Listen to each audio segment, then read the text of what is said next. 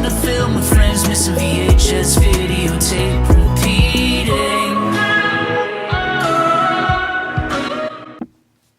Welcome back, fam and crew, creeps and peeps. Today we're looking at Boogie Nights.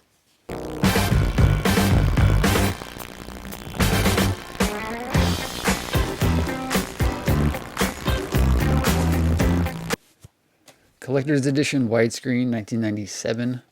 Written and directed by Paul Thomas Anderson. This was his second feature film. Mark Wahlberg, Marky Mark. Julianne Moore, Burt Reynolds, Don Cheadle, John C. Reilly, William H. Macy, Heather Graham. In 1977, sex was safe, pleasure was a business, and business was booming. Bonus, 20 minutes of exclusive censored scenes. Not technically censored, they're just edited out, Difference between being censored and just not, just being deleted scenes. The most shockingly funny and thrillingly original movie of the year, according to Joe Morgenstern of the Wall Street Journal. A little dusty, but ISBN, no, I'm just kidding. From Hollywood's hottest new director comes the outrageous epic that throws the covers back on California's adult entertainment industry in the swinging 70s. It's a touching and often humorous portrait of a most unusual family of filmmakers brought to dazzling life by an all-star cast and sizzling 70s soundtrack, starring Mark Wahlberg, Marky Mark, Julianne Moore, and 1998 Golden Globe winner Burt Reynolds. Roger Ebert, Chicago Sun-Times, says Boogie Nights is a sprawling masterpiece of a movie. So like most people, you hear about this movie. I think I was a teenager.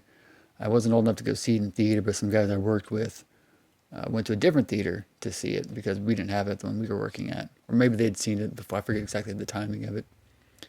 But, I mean, you hear it's about pornography. The guy's got a big old wang, big old hog, big old sweaty meat stick. I don't know. And you kind of think it's just fun and it's about boobs and it's about sex, but it isn't, because obviously I bought this from Best Buy whenever it came out, probably sometime 1998, 99.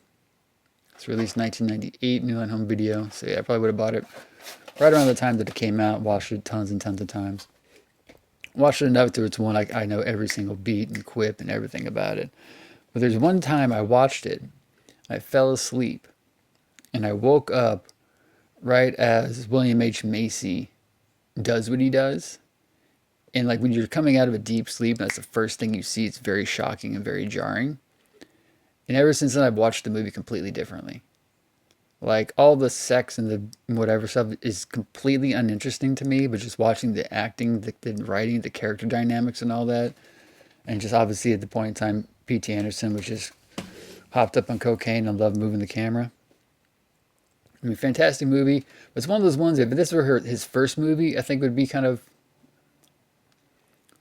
it's not naive and it's not immature, but like if this was his first movie, I'd think of it differently. But since he'd done a movie before this that's really kind of more slow and tempered and even, before he kind of went balls to the wall with this one, and of course he went even crazier almost with this piece over here. But obviously Sydney/Hard 8, he kind of got his footing so he could do something crazy like this and actually do it well. I mean, if I recall, this movie had like a budget of like $15 million, something like that. And all these stars, they probably, Marky Mark probably doesn't, he probably gets paid $20 million a movie nowadays. Marky Mark, feel it. Just the other day, I probably mentioned this in another video. Just the other night, actually, I watched Lord of Illusions. And I thought it was interesting that Joanne Seller was the producer of this. And I only know that name because she was a producing partner on Boogie Nights, Magnolia, and most of Paul Thomas Anderson's stuff. My alarm's going off because my laundry's about done. But if you've never seen Boogie Nights, go into it wanting to experience a fantastic film, and don't go into it with the kind of kitschy sex porn stuff, because that's the least interesting of it all.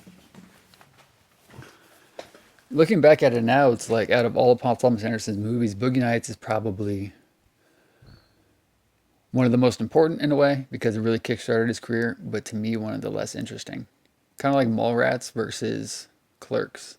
It's like Mallrats is a little bit bigger, got a wider audience. A lot of people who like Kevin Smith love Mallrats, but to me, Clerks is better. I like Boogie Nights, but Hard 8/Sydney is a better movie. It's more interesting, there's more depth to it than this one. But of course, everything he's done since is obviously better too. I mean, I thought Magnolia was going to be his magnum opus, but he's done much, much better work since. So if you haven't seen Boogie Nights, I mean, why are you even watching this channel? But I appreciate it. Everybody who's anybody is in this movie. I mean, Melora Walters, Philip Seymour Hoffman is fantastic. I'm trying to think, Ricky Jay. There's a couple of real life porn actresses in it, of course.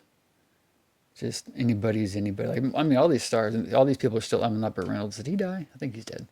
Don Cheadle, obviously he's huge. John C. Reilly, Heather Graham got pretty big off this movie as well. William H. Macy. Little Bill. Let me know you guys' thoughts. What's your favorite Paul Thomas Anderson movie? Like, comment, share, subscribe.